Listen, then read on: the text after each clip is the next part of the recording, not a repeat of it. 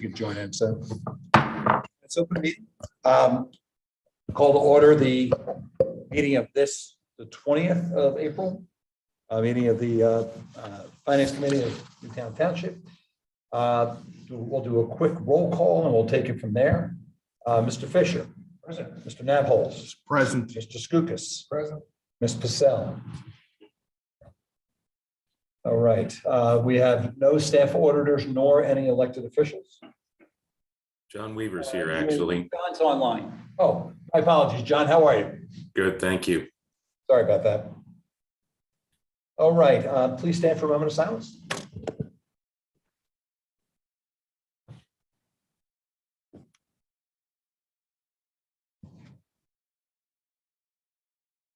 I pledge allegiance to the flag of the United States of America and the republic for which it stands, one nation, under God, indivisible, with liberty and justice for all.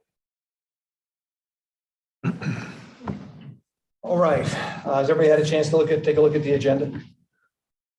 If I may have a motion to approve the agenda to this meeting. Second?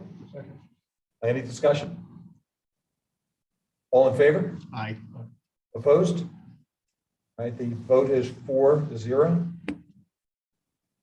All right, do we have any public comment for the agenda items? By the way, you are referred to as our throng of fans. All right, may I have a motion, please, to approve the minutes from our previous meeting in March? Second? Second. Any discussion? All in favor? Aye. Opposed? All right, vote comes out 4-0 to approve the minutes from our March meeting. All right. Going to dive into reports. Rich, you want to talk about the March? Sure. So to date, our revenues are up 785,000, and our expenses are up 37,811 for a net increase of approximately 750,000 in comparison to March of 2021.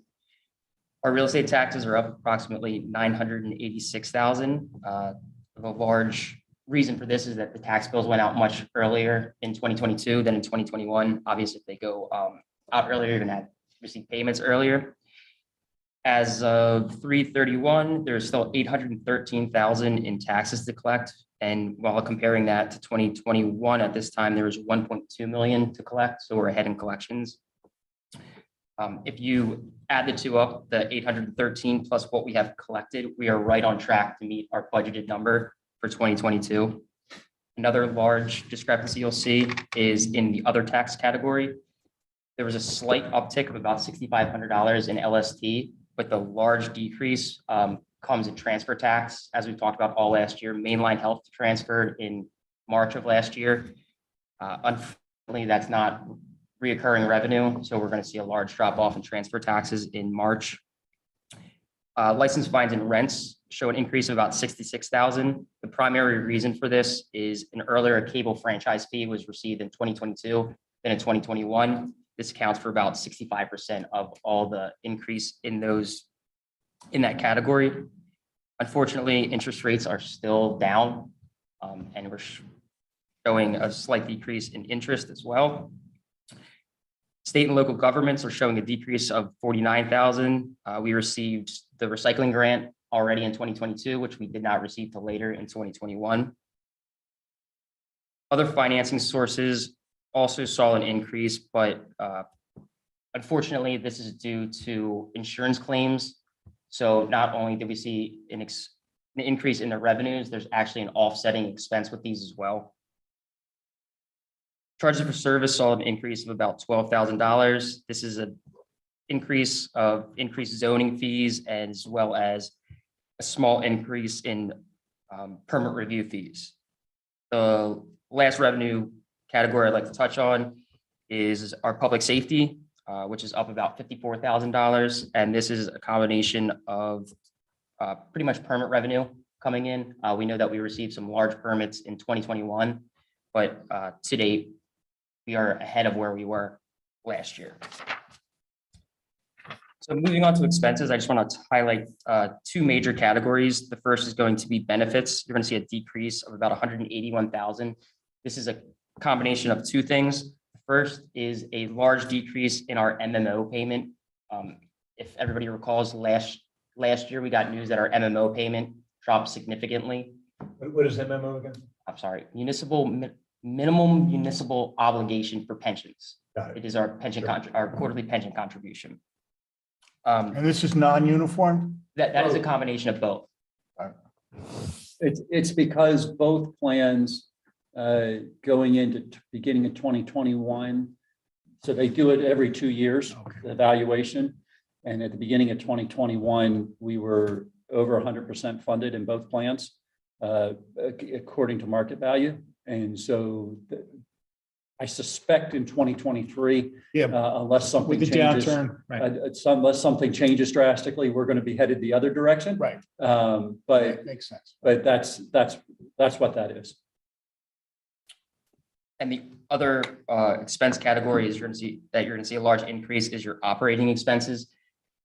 This is actually just timing of payments. We made all our quarterly payments to the fire company, the library, and joint leisure services earlier in 2022 than we did in 2021.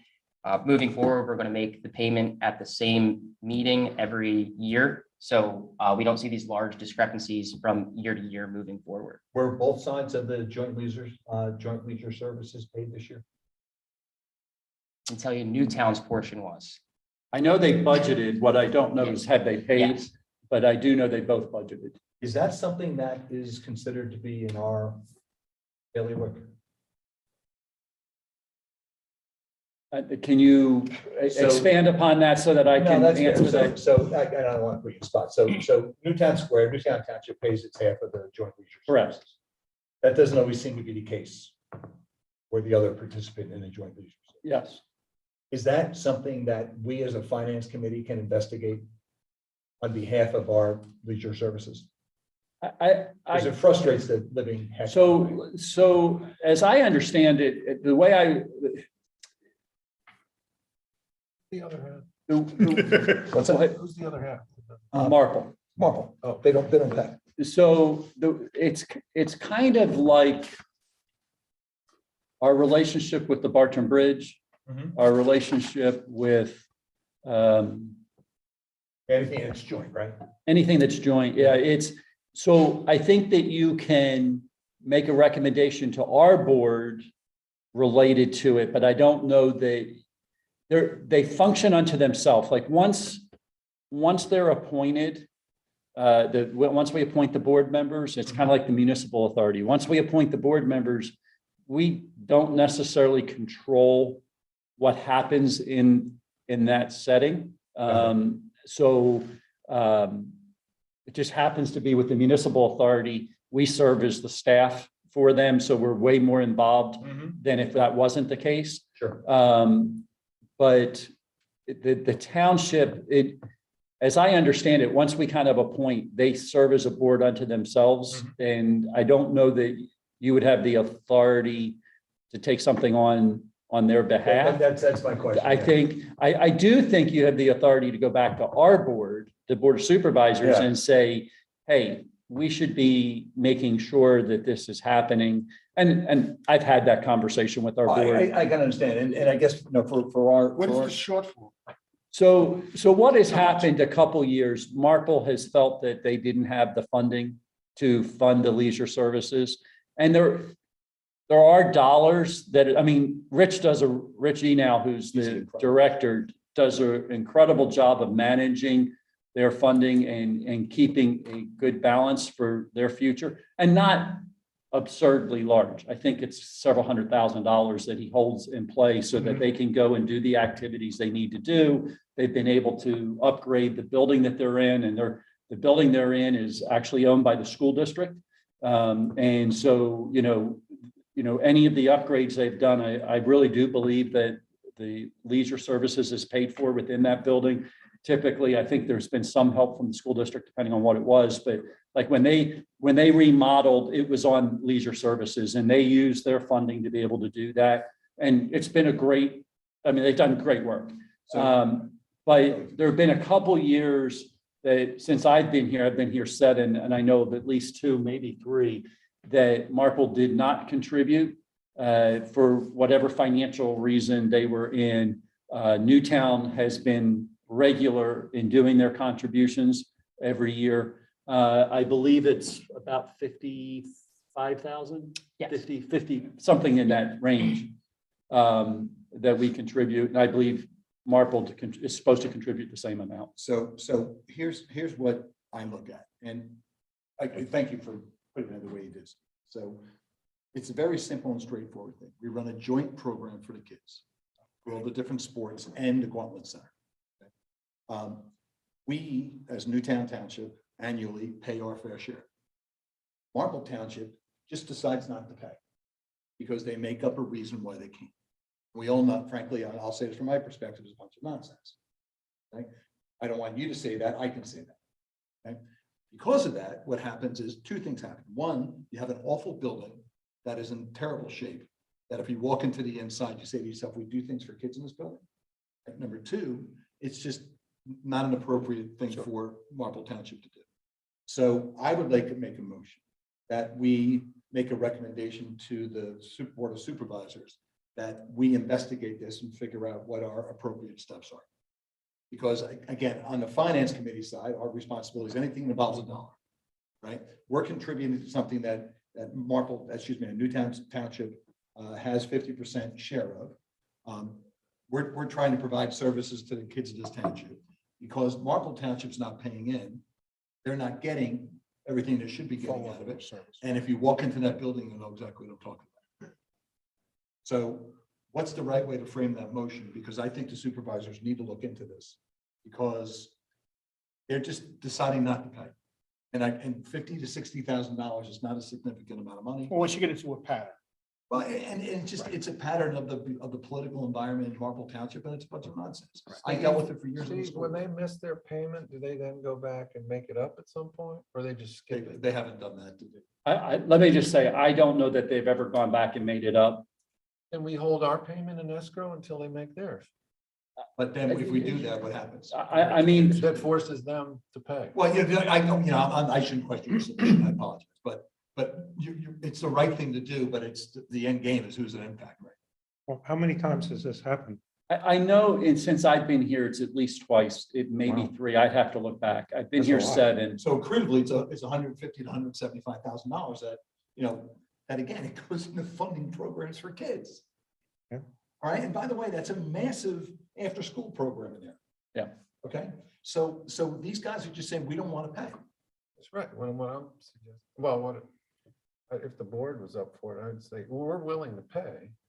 Yeah, Help we those do kids out, and let's wait until Marple pays. And I want to be really, I want to, if I can, Richie now, typically every time Marple does not make their contribution, he reaches out to me and says, I just want you to know, if you don't want to make your contribution, I understand. And I've always said, we're making our contribution because I value what you do. Mhm. And I don't want to not have those programs for our kids. What is- And I mean, but I also understand the concept of saying, here's your money. We're holding it until Marple does their part. And, the key is, it is a joint board. And if there is a fee, look, we're involved in the CDCA, which is Central Delaware County Authority. If we didn't pay our fee, we wouldn't still be in it.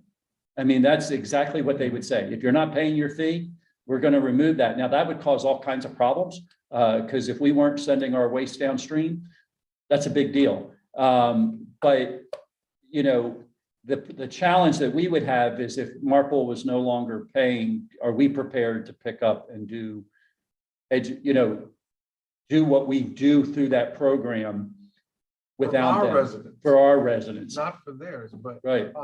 I think what I'm hearing is that somehow the people, and I apologize, the people that are running this program over at the Gauntlet Center, when Marple doesn't make their payment, it seems that they're somehow able to adjust to that and they get our payment and they're able to fund things based on our payment. Yes, That's a bad precedent, I think, to set. sure. If you withheld temporarily put it in escrow, the funds, and said, look, we definitely want to support this program. We're ready to go, but we're not going to be paying new town square taxpayers' money to pay for Marple kids. So, they need to, at that program, lean on Marple and not rely on us being so generous, in my view. Sure. And we'll cross the bridge when we get to it about if Marple continues not to pay and the program starts to get really impacted, then we can say, okay, we're going to set up our own program.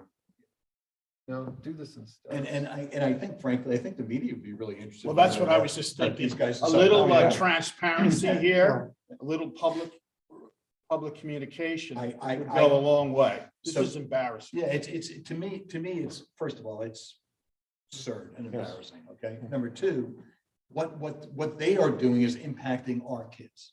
I don't care what you say, we say, well, half the money's paid, no, it doesn't matter. They're impacting the kids of both communities. This is one community of those. That's two correct. things, okay? Let's They're face it. impacting the kids, not our Absolutely. kids or their kids. Correct. They're impacting the And kids. the fact that, again, I'll state a motion, we can figure out how we want to say it, but I'd like to move that the Board of Supervisors investigate Marple Township's failure to pay its share of the Joint Leisure Services agreement. And do one of three things. One, request that back dollars be paid back. Two, enter into a binding contract. So that's made sure that that occurs on an annual basis. And three, if those two things don't occur, well, we expect those two things to happen. And three, put together a go forward plan Yes, and live with that. Does that make sense as a motion to you guys? yes. Again, I'm not trying to commandeer this thing, but it's something I heard about in the past. Hearing it again, it just angers me to no end. In this day and age. And well, especially with all the affluence in these two towns, for something like that to happen, to me, it's just beyond ridiculous. It is reckless. And again, we're talking about a building, in my opinion, that in many cases needs the investment. And we need programs invested for kids to do this.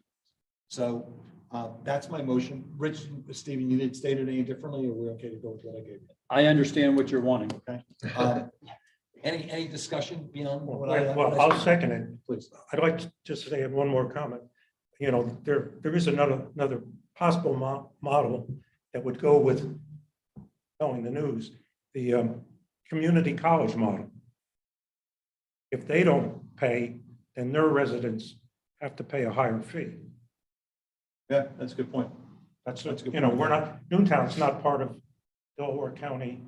So if I go to the community college, I pay higher than if I'm go for Marple. Correct. You guys familiar with that? So the way the county college system works, if you contribute into that base, Okay. students I know in what your you're getting at. community pay X price. Yeah. If you don't contribute in, they pay X plus. You pay a premium. It's almost like an out-of-state price. Yeah, It's an out-of-program price. Then I'm sure it's an out-of-county and out-of-state tuition. as And well. that So would there kind of is go a with fee- what you're saying. So there is a Wait minute, fee. why that- am I paying more than you? Well, because your township didn't support it. there is a fee that's charged to each family for. Oh, every activity participants? has- Almost every activity has some fee tied to it. Yes, but this And- is a baseline that the towns contribute to. I understand. To support it. I mean, I think there's some things there's Yeah, some well, projects that they provide at no cost, but like, I think the gym's open for certain hours, Uh-huh. things Yeah, like yeah. that. If, for But if- example, if you play MNBA, you pay $50, for your kid to play. I or would whatever. assume the after-school program has a fee. I would have to look Yeah. specifically, but It I know, depends on, it's an economic. Yeah, well, that's I mean, Rich is very concerned about everybody being able to participate. Yeah. But I hear what you're saying, and I can put that somehow, Yeah. And by the way, I want to make sure everybody knows where I stand. I have zero concern about Richie now. He is a wonderful guy, and I've known him for almost 20 years and all the things he's done around here. And it does an exceptional job and stays away from the political nonsense, because that's what this is. Sure. Okay, and he, I what think he- he'd what he see us does- helping him. yeah, absolutely. And I want to make sure he gets the money. And if that's $150,000 to $175,000, they should be giving that right now. Yeah, at the start of And it's just, start of the year, right? it's just ridiculous. But I do agree, this somehow needs to be publicized. 'Cause Yes. I would Yeah, like but to the know residents what the don't know. township residents would think about maybe on the whole, the township is fine with us providing the funding for both Newtown and Marple, but maybe Well, I like, would, they're not. I will tell you, our board is concerned about it. I mean, our board asked, once, I mean, and I shared with them that Marple wasn't the first year that it happened, and I shared the second year. I think the third year it happened, and I wasn't as aware that it was happening if it was the third year. But our board did express concern, but our board was at the same time saying, we don't want our kids impacted. And so they move forward, but it has happened more frequently, I think, and it is. Well, there's no reason for them to Right. change at this Yeah. point. Yeah. Well, and There's no that's- recourse. Yeah, and there's, and I don't know anything about the agreement. Is it a gentleman's agreement? Is it a contract, whatever it may be? But no matter what it is, the board of supervisors, we need to compel them to do something about it and update us on it. Actions have consequences. Yep. So, all right, so that's the discussion. Anything else? All in favor? Aye. Opposed? So it carries by 4-0. I'd be happy to speak to the board of supervisors on behalf of this. Yeah. And have that conversation. We will, would you like to do that on Monday? I will likely beat the meeting anyway, because this is what I do on my Monday nights. And let me just double check. Yes, I'm fine. All right, so we will go ahead and put this on the agenda for Monday. And then you can. Stir the pot. You can. And I was going to say it a little differently, but if that's how you want to say it, that's great. your people will contact my people. Yes. All right. So Rex, we derailed your monthly report. We derailed your monthly report. Well, it was over, so I'm gonna.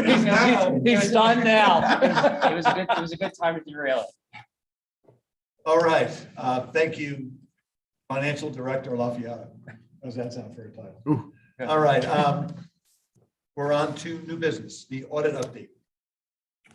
Sure. So I believe it was last Thursday. We had a meeting with our appointed auditors, met with our elected auditors. They discussed various, I guess, processes of the audit. We just wanted to update the finance committee. Our DCED report has been filed by the April 1st deadline. There was no findings in the audit and a handful, I believe it was 7 or 8 adjusting entries, most of them dealing with some pension tie-outs. But overall, the audit, I would say, was a success. The municipal authority passed their audit last Monday night. The library, I hope, passed the audit last night. I didn't get caught up with that.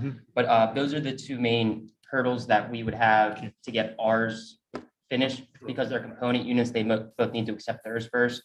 At this point, I have no reason to believe that they're not both accepted, and I will start writing the MD&A. Once the MD&A is done, I hand that back over to the auditor, and hopefully sometime within the next month or so, we can have some the final financials presented to the Board of Supervisors, and hopefully wrap the 2021 audit up just in time to start the 2022 budget that we will get into later, and then the cycle continues. Were there any, and you may have mentioned this, were there any criticals, too strong a word, were there any comments or concerns? There were not, no. Was this the different audit than last year? In a different format or something? This is the same audit. I think you're thinking about the single audit that we discussed for the American ARPA. Oh, okay. The ARPA dollars. That would happen if we spend more than $750,000 in the federal money this year. We would need a single audit for this year, but no, it was the same audit as last year. And they are talking about waiving the single audit requirement, since a lot of communities that never got single audits before are going to be required. Yeah. So they're thinking about waiving the single audit. That idea still got kind of getting kicked around. I mean, John's on, and John might say something in regards. I will say that our auditors, our elected auditors, meet with our auditor without Rich and I in the room. and they go through and say, these are the things that we would like you to check. You know, like they actually direct some of the things that get looked at. And they've done a really nice job of having different things looked at every year. So it keeps us kind of on our toes as it should. And I don't know if you want to add anything to that, John. I think I'd just say that the auditor did say that we got everything to him, or Rich got everything to him that he asked for. He had no concerns. We talked about getting ready, and I thought this was a good discussion for the award that you're going to look to go to in about 3 years, Rich, and how if he's still our auditor, how he can help us get ready for that. And he's fully prepared, if he's still our auditor, to help us to get that format down and go for that award. So, and what John's talking about there is there's an award for, we've done the budgeting side, we've submitted the last 3 years, we've won the first 2. We won't know about this year until sometime August or September. But there's also a reporting side of this that you can do in governmental accounting. And it's much bigger. I mean, it's a book, you know, when I say that, I mean, it's probably. Yeah, I was looking at them yesterday. They're well over 200 pages in most communities. And I'm not 100% sure that's what we want to do, but we for sure want to look at doing what would be a public facing document. And that also can be done on kind of an award basis of if you do it well. Rich and I have been talking about that. And the advantage of doing the other document, this 200-page plus document, is that if you do that well, then your public-facing document is real easy because you take the highlights from that and you put together a nice color brochure that's about 10 pages and you hand that out and you call that that becomes your financial report to the public. The other document, it's really great if you go in and you're going to do a bond release or anything like that because it gives the bondholders a really strong, bondholders a really strong review of your finances because it takes your governmental accounting, makes it look very much like a business, talks about all of those kind of things, does all the footnotes all the way out. You have to have 10 years worth of data as part of that. One of the reasons why we haven't done it before this was because we changed software systems. We also changed chart of accounts within our first 2 years here. And we did that because we felt like the reporting wasn't consistent with what the state's reporting was. And we thought it was important to be on the same and to try to take what happened before we came and make it look like what we were doing was just too difficult. And so we have about 6-7 years in that are solid, in doing that. It would make it a lot easier to do the 10-year look back and those kind of things. Been with the same software now for that period of time, it makes it all that much easier. I would say that Rich and I have been talking, and I think our focus is going to be on that public facing document. We will probably start doing something that is not up to the level that we would want to submit it, but just start getting it out, getting people used to it, and then start looking at getting to the level that we would submit it for potential evaluation to make sure it's to the level we want it ultimately. I really like how, to your point, how it's now looking almost like an annual report that a business would put out. Yeah. I know it's a little different structure certainly, but I commend you guys for that because, the more you have a town full of savvy people. Yep. And they they're used to seeing things in a particular way. Yep. And like seeing us put out things in that type of format, they look back and say, hey, I'm getting value out of my tax dollars for this type of stuff, even if it is from Rich. And here's what I will say. It was good.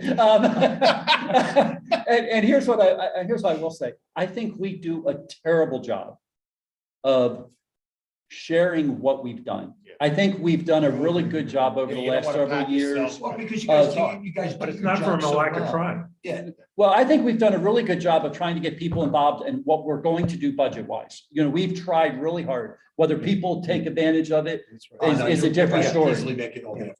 But we haven't done, what I don't think we've done necessarily a good job of saying, here's what we did and here's how we did it. And part of it is, and I think, Ed, you're right, we're not big on patting ourselves on the back. That's not, I don't do this.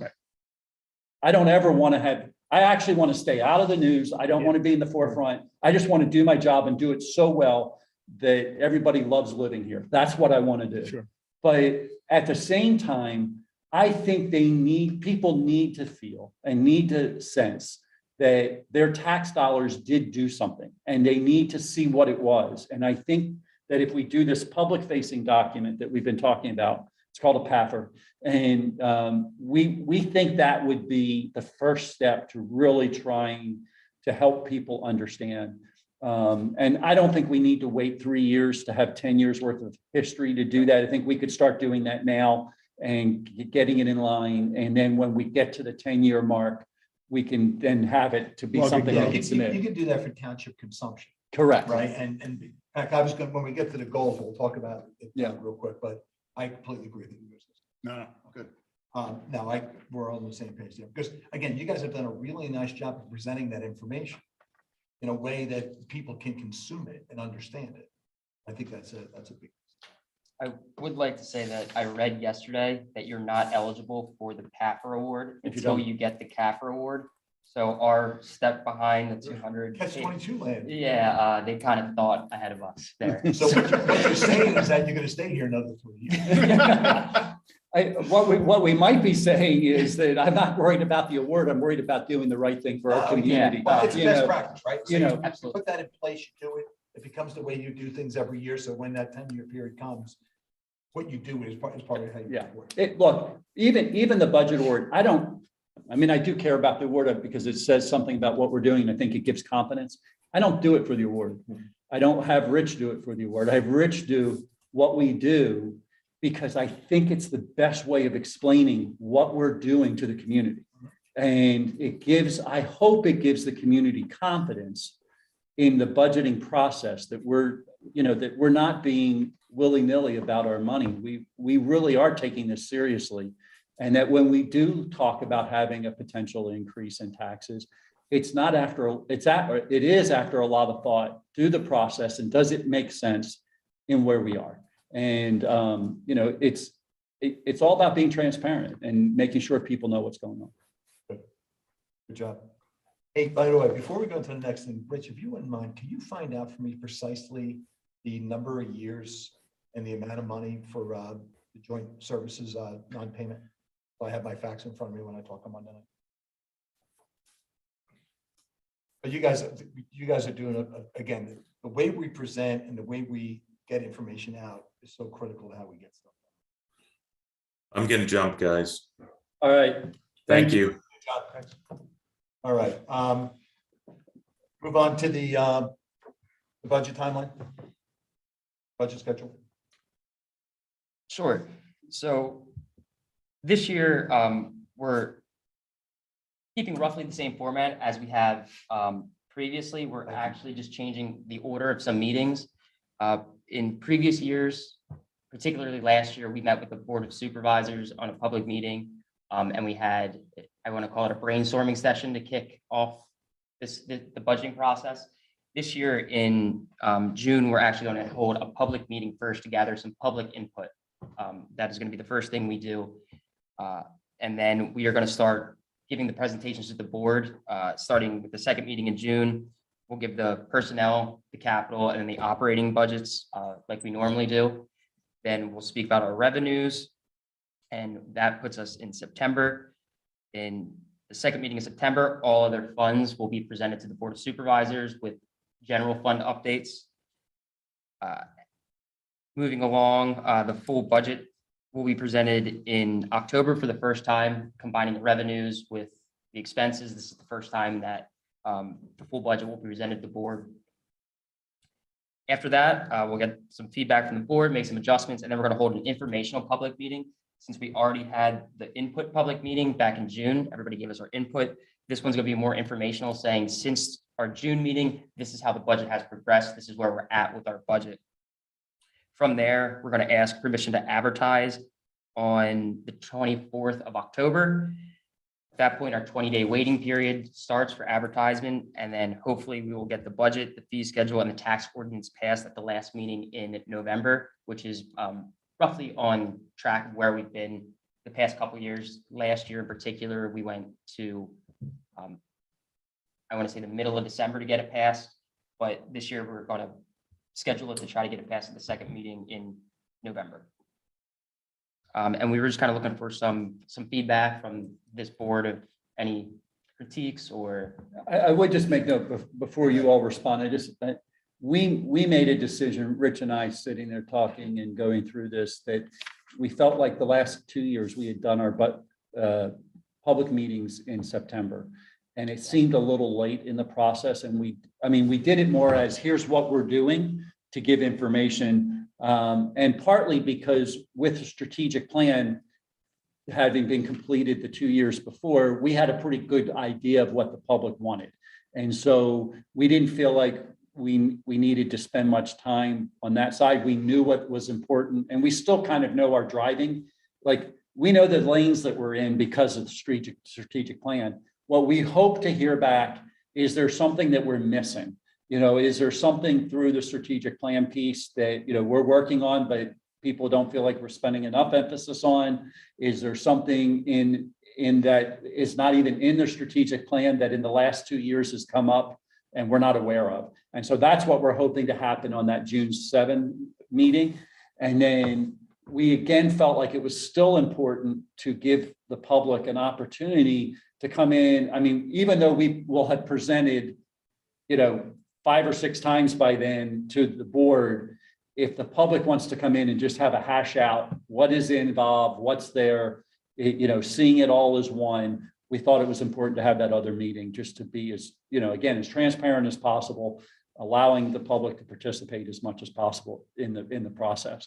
Obviously, on the 24th and the 28th, the public will be, more than able to give comment directly to the board. Yeah. But if we get things prior to that, then we think that's the best win.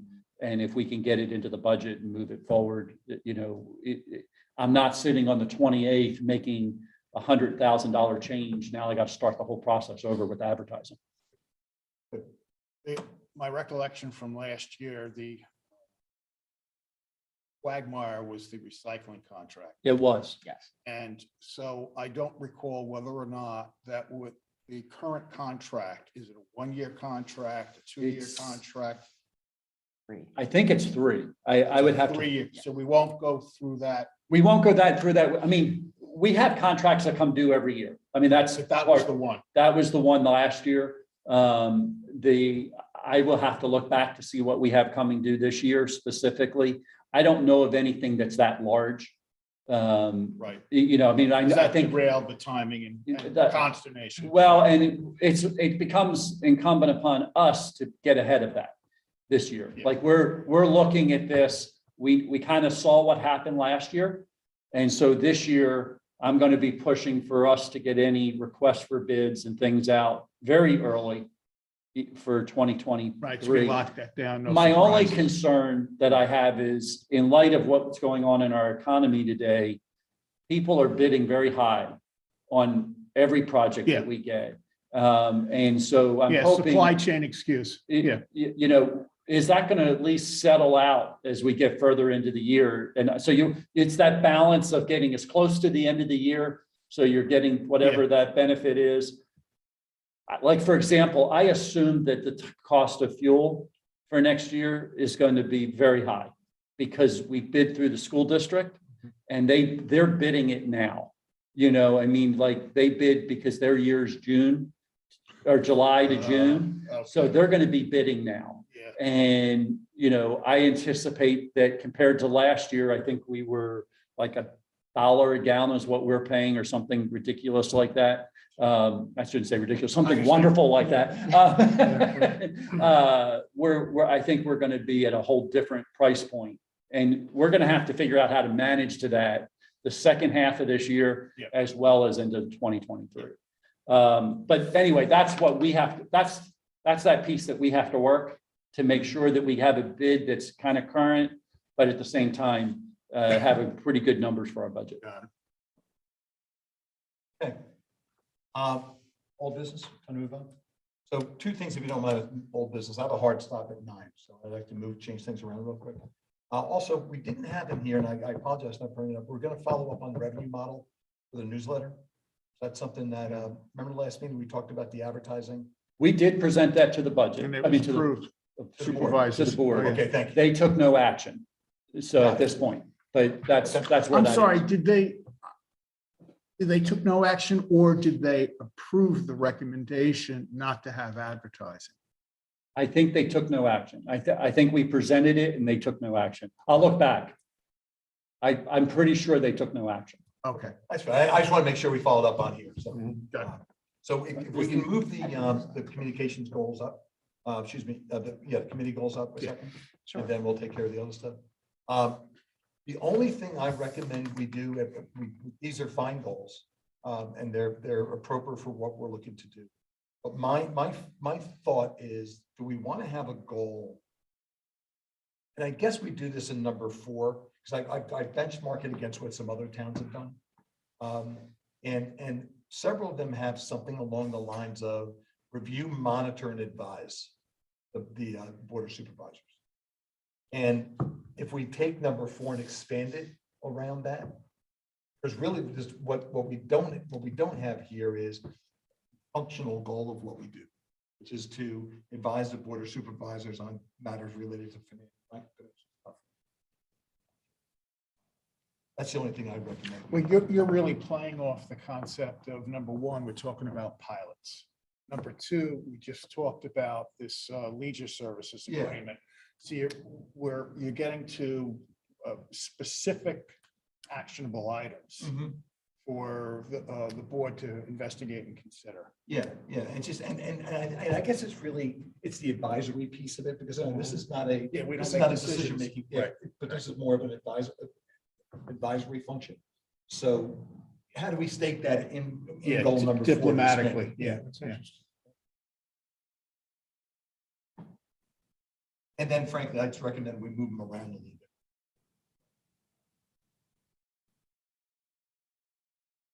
Anybody have any other opinion on that? No, I like this I like thought. it. I like, yeah.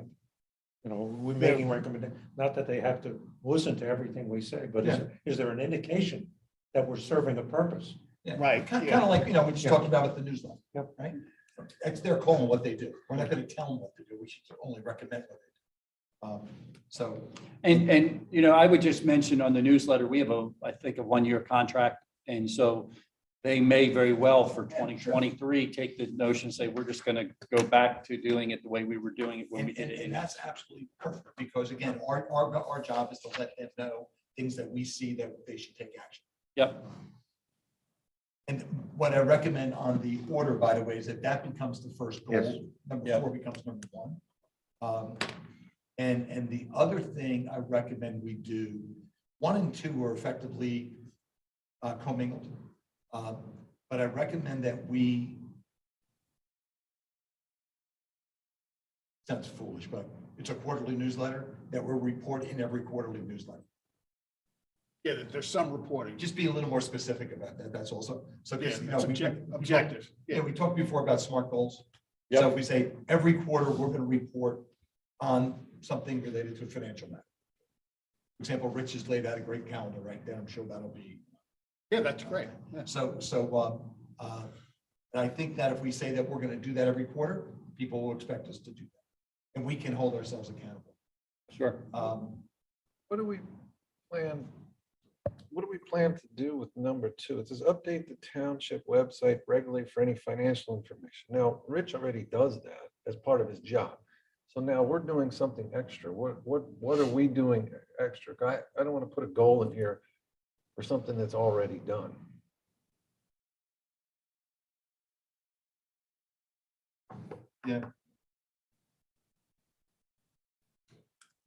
I mean, I think one of the things that you're working on and it would fall under this would be related to what we're doing with the Stormwater Committee. In regards to, they were starting to create some documents that I think would be put up under the financial side as we start creating those documents. But I don't know that that falls under the term regularly, I mean, like, I don't know what it is, that's an example of something that you guys are adding as a value add that we're working through. I mean, obviously staff is working with you to do that and that process, but it is a value add that we're adding to the community. So then I would echo Jim's point of combining 1 and 2. I don't think, or scratch 2 and modify 1, but I would say, communicate to residents regularly regarding, financial issues, and then put in a parenthetical, for example, through quarterly newsletters, because that would cover a whole lot of different ways of communicating. Well, and I would hope that we're also I hope that, we get to some information coming from you that we're putting up on the Facebook page, not just the website. And because the quarterly newsletter, it goes out 2 weeks from now. 2 weeks from now, and we actually put things together 6 weeks ago. So, I mean, we're like, Timeliness is a challenge. this budget schedule, by the time we get it in the newsletter, we'll already have had the first 4 meetings. Well, And that's the challenge. and no disrespect to what we're doing with the newsletter, because let's face it, these days you need to get something in front of somebody. It's not the best way to communicate, but it's the best way for us to get the message out. So we need to leverage things like like that to get things done. But it's not the most timely now information because it just isn't going to be. It's more informational than news, Yeah, the Facebook and the other things are the time sensitive ones, the website. Yep.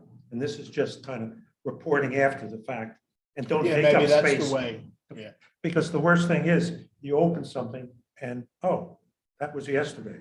Yeah. And it Versus takes away from We open your- it with your 6 weeks document. ago.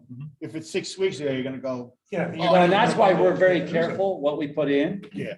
We're always trying to match that when the date goes out, and we're trying to watch that. And if it gets held up for even 3 days, sometimes it has direct impact on what we're trying to accomplish. Again, and by referring people to the website, they can go get things they need to get access. Yeah. It's just more telling what we've done and what we're going to do. Yeah. Unless we So happen to be there's maybe really a far section ahead. to say, what's happening now? Here's the QR code. Go look there. Yeah. So you gotta look at you, man. Yeah. Hey. Thanks, Steve. So to make So- it, No, to make it more concrete, then combine 1 and 2 and write it something like, advise the township on I had it and then I lost it, but it was something along the lines of advising the township, meaning you guys, on financial matters content. that should be brought to the public's Yeah. attention, e.g. Facebook, quarterly newsletters, Yep. things like that. Put together a TikTok. But there's been I've only been on this committee a year, but there's been a lot of Way things to where go. where we say, hey, does the public know about that? And it's not that you guys are hiding it, it's just there's no mechanism, or we haven't discussed how to get it out to the public yet. I think that's a No, key that's a good function way. here. Okay. So one other thing I have is that on number 3, I recommend that I don't think there's anything wrong with making it objective that we have 100% attendance at the meeting. It's not like we're gonna strike anybody down if they're not, like, please not here today. Certainly understand you people take vacation from time to time. yeah, I won't be here I in don't June. understand that. But I have no problem with saying that, 100% attendance at the meetings. Yeah. It's a goal. It's not a correct. mandate. There's a difference between those two. Because again, if we want to be accountable to the township, our goal is to be 100% of the time. It's more objective, What's that? more And it's objective. more objective. And I also understand that that's not going to happen.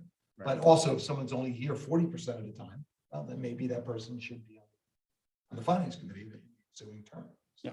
We'll move them over to leisure.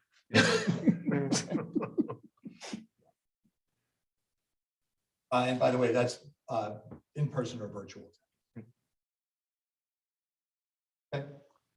Why don't I step in now so I don't interrupt the next two conversations? Oh, no, I just don't want to do it, and I'll follow up with you guys on it. But I'll be quiet as you talk about pilot, and I'll just step away. Who wants the gavel though? It goes to Ed as the vice chair. Gary. Howard, right? Freaking Alexander Haig. Yeah, that's right. I'm in charge. So go ahead, Rich.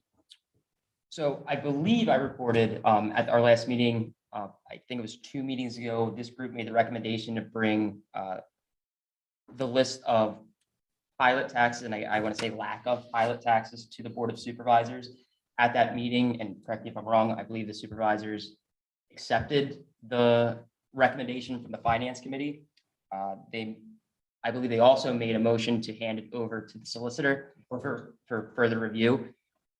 At this point in time, I haven't heard anything back from the solicitor, but we wanted to just keep it on the agenda to keep this board informed that we are aware that it is a project that we've been tasked with and we're working on it. That's all we ask. That's perfect. Thank you. Hey, does Auronomic pay taxes there? I noticed they're not on there, so they must be paying. The golf club? Yeah. That's a private golf club. I think it's a private golf club. I think they're paying. Okay. I'd have to look for sure, but I'm pretty sure they're paying. Maybe at the top of the list if they weren't. Yeah. Just don't tell Haverford Township about minor.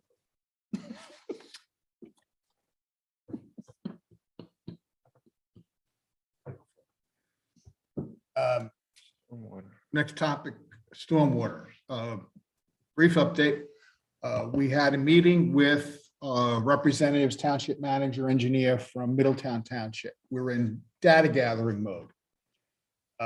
They are in a different point in time than where we are. Some of the information they provided to us was helpful. Some of the information really wasn't, because they were in a unique position of having an 800-pound gorilla, the former Granite Run Mall, constitute what will turn out to be the biggest part of their fee structure. So we don't have that type of factual background. They communicated to us that they're aware that Derry Township, which is Hershey, is also well along the way on implementing a fee structure. Same situation. They have an 800-pound gorilla called Hershey Park. Ed, if I can interrupt you, either I need you to slide in a little bit. Oh, I so that you're being apologize. picked up by I'm the sorry. mic, or I need you to move your Yeah. mic back. No, that's good. So we really don't have, what we were looking for was a test case of someone who's gone ahead of us and where the landmines have been so that we don't step on them. So we have not found the perfect test case township that we can follow and dovetail. So we did get some helpful information. It seems that the other townships unilaterally are looking at fee structure as compared to tax. Open question in terms of whether or not would it be appropriate, necessary to set up a separate municipal structure, municipal authority in order to administer this, pros and cons. Information that came to us indirectly from Radnor is clearly the number one issue of consternation is the focus has to be on public communications at a township. If you don't communicate, you're going to hit a hurricane. And so consequently, that's going to become part of the process and upfront part of the process as we lean towards directionally how we want to face off on this.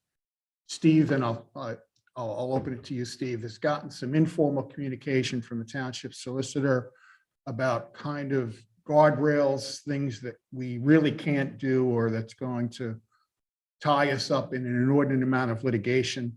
And so consequently, that may limit us in certain extent in terms of where we see properties that have significant impervious soil as compared to modest.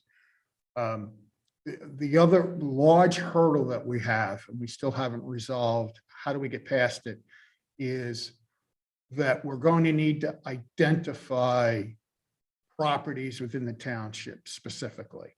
And we're going to have to put some markers on them as to how much of a fee, how to build that fee. Do they have a pool? Do they not have a pool? Are they 5 acres versus 1 acre? Are they commercial versus residential?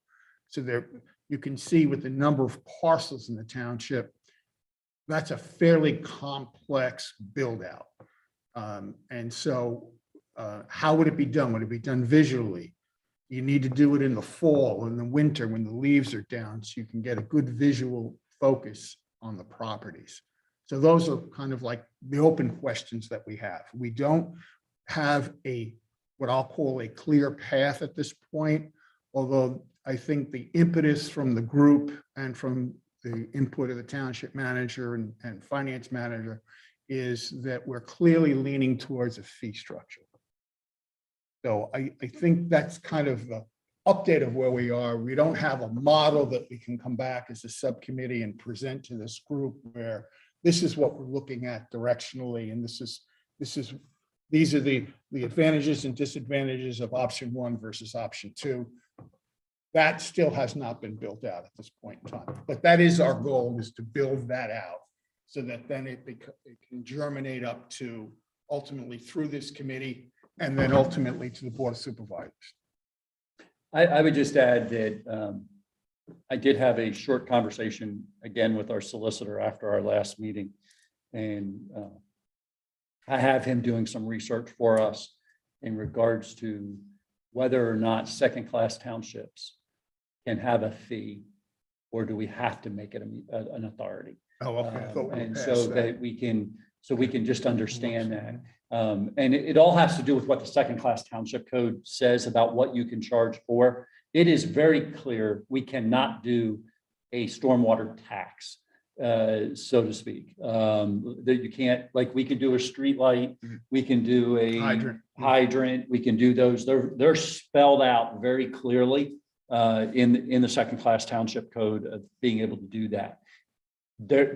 The stormwater is not spelled out that way, which cracks me up, because if there's anything that we need it for, that's the one that we need it The for. word isn't in there. Uh-huh. The word stormwater isn't in there. The stormwater's not there. Yeah. And so unless you take hydrants and call it stormwater. But so we are looking at that, whether that would require us to either, one, have a relationship with our existing authority to handle that, or whether we'd have a separate authority that would be their role, or there is always the option as part of the general tax. And so, I mean, there are some options that are before us, and we're just kind of looking through that.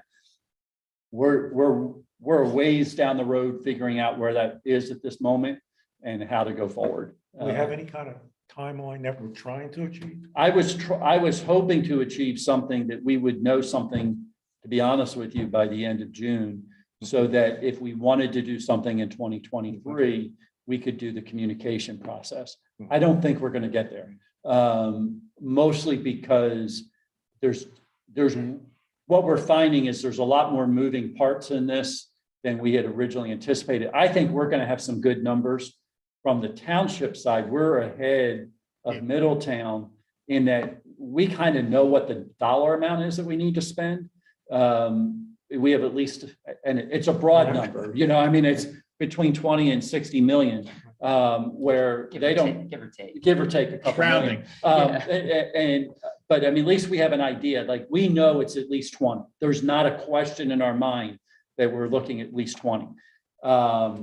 So the next piece of that is how do we start, and what makes the most sense to start, you know, and as Ed mentioned, you know, when we're talking to places like Derry Township and places like Middletown that have these huge malls, or these Hershey Park, which has like miles and miles of parking lot, you know, they're your big players, right? They're your big, I mean, it's easy to say they're here's what the impact is, Yeah, right? raise the 50 cents on. the Yeah, ticket raise it price. 50 cents and all of a sudden you have a huge dollar amount.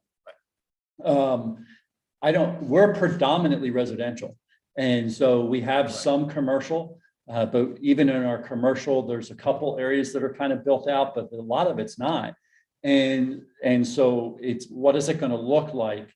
I think the other question that we're going to have to really examine is this difference between, that if you do a tax, it goes back to this pilot question, right? If I do a tax, it is, and I just tax those that are taxable, which is all you can do. I don't have the authority to put a tax on somebody who's not taxable in another way. Then I'm leaving out my biggest offenders potentially. And so what does that look like? And how do we How does go that forward? sell? Yeah. And so we just have to do that homework, and that's what we're working on. And I plan on attending the GFOA conference. I believe it's in 2 weeks. One of the things that I'm going to go there with the mindset of is to pick everybody's brain about some stormwater. It's a great opportunity to do it. You have a couple hundred municipalities represented at a conference, and simply ask the question and try to find a township that's further along that It looks like us. that models the way that we look. So that's one of the things that I plan. Well, I hope to bring back from the GFOA conference. And listening to you, Steve, I'm just thinking newsletter, information, Yeah. communication from today, not, 6 months after we've, start planting the seed that this is. Yeah, I think though, what I want to make sure is that we at least have a semi-game plan, because when we start doing this, I think we're going to create more questions than we have answers, which is what I anticipate. But I want to have at least enough of a guideline that we can help people understand what it is that we're after. And right now, there's a couple things that are just so, like, we just haven't brought them in close enough. And that's why I'm thinking, as much as I was hoping to have this for a 2023 turnaround, I think it's probably going to be 2024. Just in reality. Steve, you mentioned the newsletter going out in 2 weeks. Yes. I mean, like, it's already approved. We can't even change Okay, it. so okay, got it. It's so that's the challenge. We turned it in 6 weeks ago. They gave it back to us 2 weeks ago, and we had to have a final sign off. Got it. And now it's 2 more weeks before it goes out. Yeah. So So it really has to be after the fact. That's the challenge with having an outside source help us. But we even had that when we were doing an inside, Yeah. you still had 3 weeks of processing time. Right. You go through, get it laid out, get it all done. So that really, in terms of what I'll call current situation, that's really not a good vehicle. What may be a better vehicle is the township Facebook page, township website. That may become the emphasis point. Those are the things that I can get things out correct. immediately. Newsletter, right now we're doing 4 a year. We're still working with the school district to figure out where our other 4 are coming from. Mhm. And I don't think there'll be 4 this year. I think there'll be at most 2 additional ones this year. And so it's, and even those, it's 4 weeks from the date. The good news is that I'm doing it all the time. Yeah. And I'm always submitting one. Right now, we're kind of in a lull.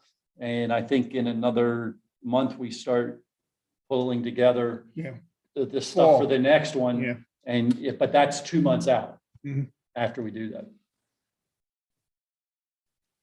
That's all I have. Items for the next agenda.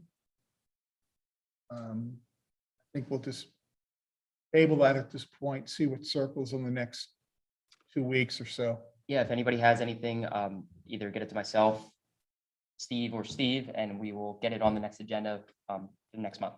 I didn't have anything that I saw. Can I I didn't have anything that I saw come up. possible item? Looking at Nate and knowing this week I received my fire company annual Appeal. knowing what the participation rate is that something that this committee could look at to try and get the supervisors to encourage residents to support the fire company, knowing that if they don't, what the relationship is between tax dollars and a volunteer fire company? I don't know if that's appropriate for us to be. Well, and one thing, it's interesting because the fire company is, as a volunteer fire company, it's actually the one of the few things as a second-class township that we're required to provide. And we do it through volunteers. And so, I do think that there is some ability that we would have to do that because of that. Because it is in the second-class township code, one of the things it says is that we need to be able to provide fire service. We don't have to provide police service, and we do, but we do have to provide fire service. Police and ambulance, right? Police. Fire and ambulance. I'd have to look back. I don't know that we have to provide ambulance even. I think it can. There is a section in code as a town applied for. It doesn't say how they do it. Yeah, Yeah. that's what I mean. Contract, fire, but actually the two of them are interlinked. Okay. Same section. So, but I know for sure on the fire side and ambulance side, but it as Nate said, but there's a lot that we don't have to do that we do. Right. And according just to second-class township code and one of those, but because fire is, I think there's probably things we could do for that we couldn't do for other organizations. So going back to your comment, could we? I think we could. And here's a possible tie-in, knowing that the township allows current employees to respond to fires on company time. Maybe there's a story for your newsletter talking about your employees who respond as volunteers and tie that into support your. We'll even further. That's great. I'm thinking, does the fire company want to communicate through the Facebook page and through the township newsletter in terms of what message do they want the township residents to have? Leonard and I meet with the fire company on a quarterly basis. And we actually met last night with their leadership, and we actually had that conversation. I need to review that with our solicitor to see if there's any reason why there would be an issue with it. Okay. And again, you've got apparently this fall, the dedication. Yep. No. Active involvement. Well, okay, I'm sorry. But again, maybe there's somehow bringing all this to help the fire company. Yeah. So, I mean, it is important. Yeah. I've been telling people for a Years. while now that you should really consider donating to the fire company at least half of what you pay in your taxes. You should really, when I should back up, let me be clear, what you pay for township taxes, okay? I don't want somebody thinking they have to give their school tax to the fire company. They should consider an amount close to half. And maybe a little bit higher than that, because if we had to bring on a fire company, it would be very close to equal to what we're paying the police department. In other words, what I know from other municipalities, what they spend in police is pretty close to who have paid fire companies is what they spend in those fire companies.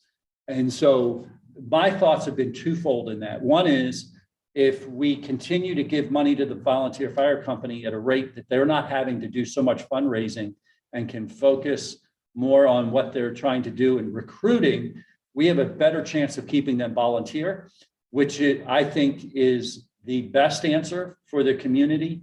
It's also it allows people to have a way of serving their community in a great way. And so I think that's important. And I know they're working on a cadet program for high school students, and they're doing some other things. The second side of that is, if it ever did become paid, then the day that happens, those people who are already donating at that level, it becomes part of their taxes, and it's not such a shock, because it's going to be a shock to a lot of folks if we ever have to, if it's an overnight kind of an experience that, the volunteers are just no longer there. And, the the numbers of volunteers continue to go down, it's an issue. They have a story. It's just a question of what message does the fire company really want the public to know? Sure. Without raising, quote, the alarm, but Yeah, directionally, people read what's going on with volunteerism, especially with respect to fire. yep, So the community, unless they're totally ignorant, they know what the trend is. Yeah. So, and enforcing it, something as simple as what's the fire company's annual budget as compared to what's the township annual budget? So you don't have to be a rocket scientist. Just look at that and say, OMG. yeah. I think another thing too is I have conversations with people all the time and they ask me different things and they said, so I didn't know that, like I'll mention that the fire companies volunteer and they'll say, I didn't even know it was volunteer. I thought the township took care of it. And part of that's because we have a fair number of people that have moved here from other municipalities outside of Pennsylvania, Where it's Where- municipal service. where it's a municipal service. And so, I've had people say, why in the world would I give any more money to the fire department? Because it's already In their tax. in their taxes. Absolutely. And, yes, we do contribute to the fire company as the township, and we are trying to do more. But that's not in their taxes. It's, we're not paying their whole cost. It's a very small portion of what it takes for them to operate. Public comment. Just make sure the little green light's on. Nate knows the drill. Then. Can you hear me? My first time here. Oh, Nathan Glazer, 3538 Daily Road. That should be engraved someplace. I think, at this point. Inaugural. Yeah. First time I've been here, I hadn't really planned on saying anything, but something has come up that you really should be thinking about. And I don't know how many people here read the news of Delaware County or Delaware County Times. I suspect not that many. But there was an article in a few days ago that the Crozier-Chester Health System is about to turn off the pipeline for paramedic service in a big chunk of Delaware County, unless they get about $300,000 or $400,000. And this is causing agita and crisis all over the place.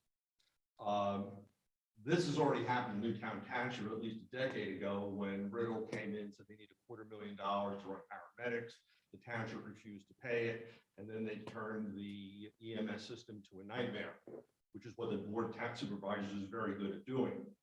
Now, I'm here to tell you that the same kind of problem is going to hit Newtown Township because Riddle Hospital, which is part of Mainline Health, has no vested interest in being in the EMS business. It does not fit with a hospital's line of business with their marketing.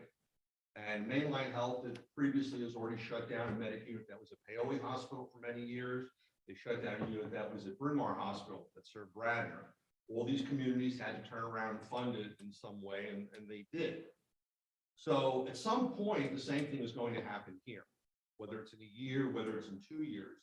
And if we are intelligent creatures, and Newtown Township is not full of them, we're mostly simple-minded folk, we really should be ahead of the curve by asking the question, if the hospital pulled the plug tomorrow, what would we do? Because it is going to cost a substantial sum of money. It's really the same kind of problem you were just talking about. This is a cost of existence. This is a cost that most residents do not bear because it's paid on an episodic basis. Therefore, people assume it will just materialize whenever I call for it. But the true full economic cost really should be spread over everybody because EMS is a standby service. It has to sit there waiting for something to happen. And nobody knows how much is going to happen in a given day or a given week or a given month. Our payment system for it right now stinks because it's built on an episodic model, much like going to a physician office or being a hospital admission, but it actually doesn't replicate that. And most EMS theorists know that, but they're not listened to. So all I'm saying to you really is that this is out there. This is a coming tsunami or tidal wave.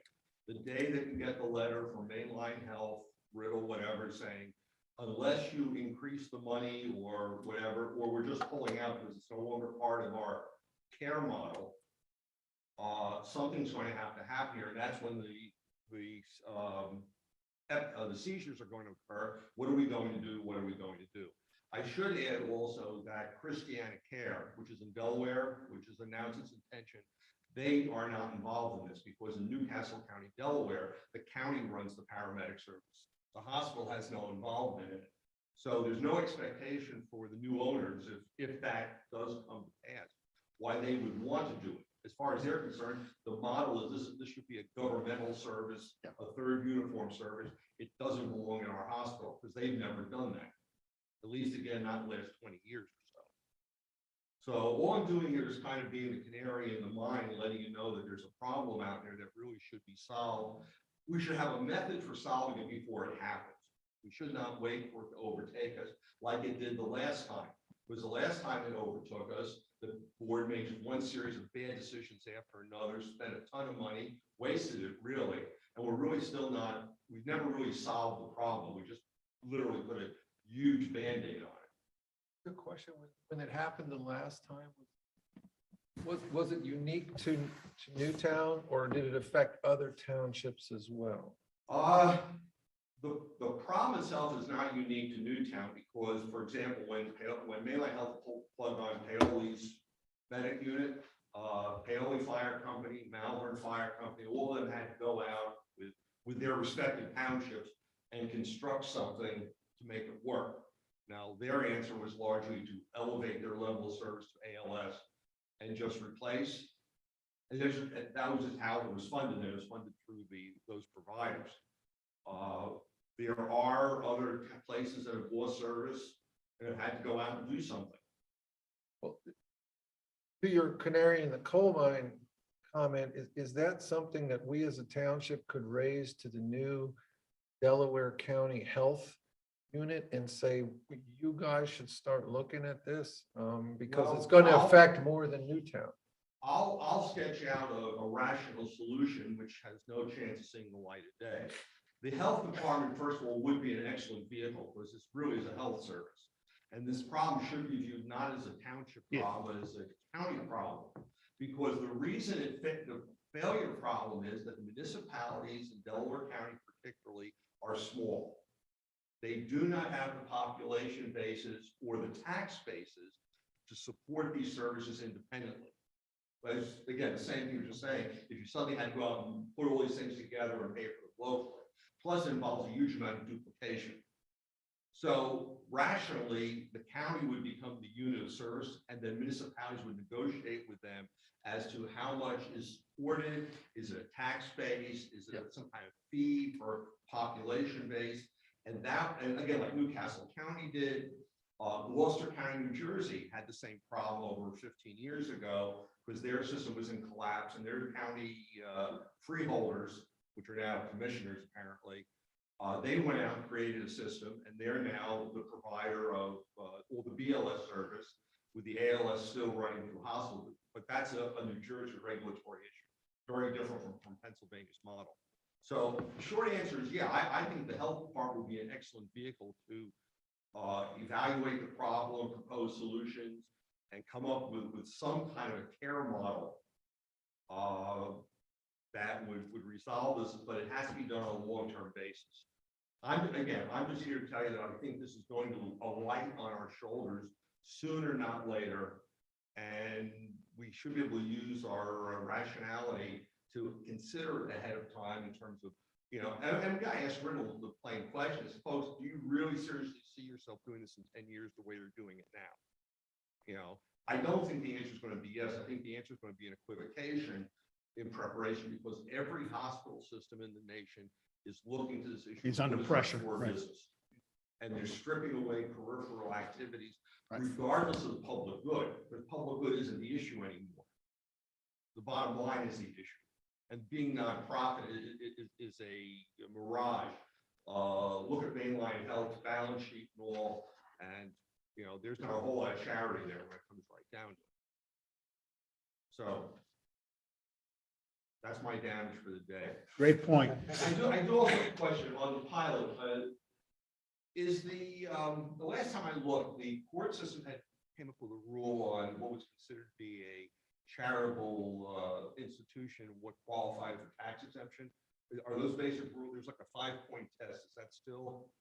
As far as I know, that's still the Okay, basis. because this just as a resident, I find it very hard to view Dunwoody or Episcopal as a charitable, as an institution of purely public charity. I think that's the term that courts use.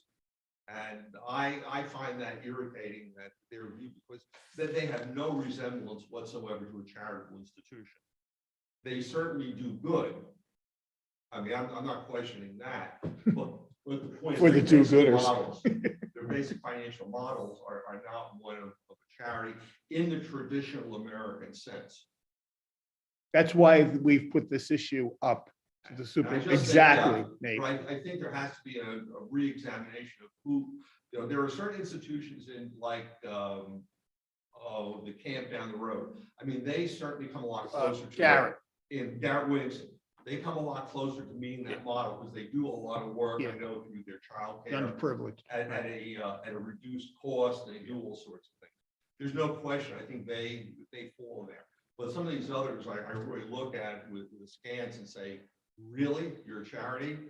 So I would like to see that issue pressed, more strongly. While it's politically, it's insensitive, it's a political bombshell, and nobody in this room is going to touch it. I already know that. But it really is not a true representation of what the law is intended to be. Well, we're looking at touching it without making it a political issue. And look, my kids go to Episcopal Academy, but Episcopal Academy pays less in property taxes than I do. And, Yeah, no, it's frustrating. I understand your frustration and we're looking at it. And I said, I don't really have an anti-attitude. I mean, if you want to say it's a private school, go ahead. Or a country, but I don't really care. It's just, the issue is always full economic cost. The full economic cost of running Newtown Township has to be covered. And if you want police 24 hours a day and you want sewage treatment, you want all this, it has to be paid. And payment should be equitable, which means everybody who flushes the toilet should be paying a share of the program, and it doesn't always work out that way. Well, all of these organizations use the township roads to get their people to Yeah, I the mean, facilities. there's certain things everybody uses, Right. and ultimately those costs should filter back in some equitable way. That would be the ideal situation. Well, what we've done, we've got the list, but the township is asking the solicitor for an update on what the law is, what can we do, can't we do? It's a thorny issue. It's like impact fees. I mean, everybody agrees it'd be a good idea, but implementing them is a whole nother story. So, Thank you. Thank you, Nate. hasta la vista. Any other public comment? Julie? I see none. Meeting adjourned. It is 9:30.